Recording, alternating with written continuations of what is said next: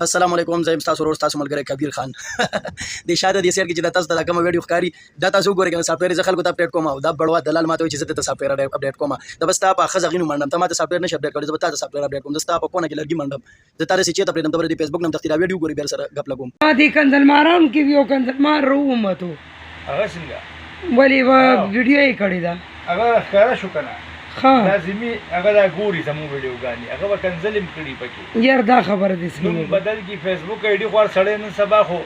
شیر نه فرسان نو سو کولار شو ورپسې راوی نیسو دغه سړی لږ دغه سافټویر ایډیټ کول پکار دي یاره بس مکه ګوره بچو ته صرف بړوای دلالي خزي چلے خپل کونی دا لور چلے دا خزه چلے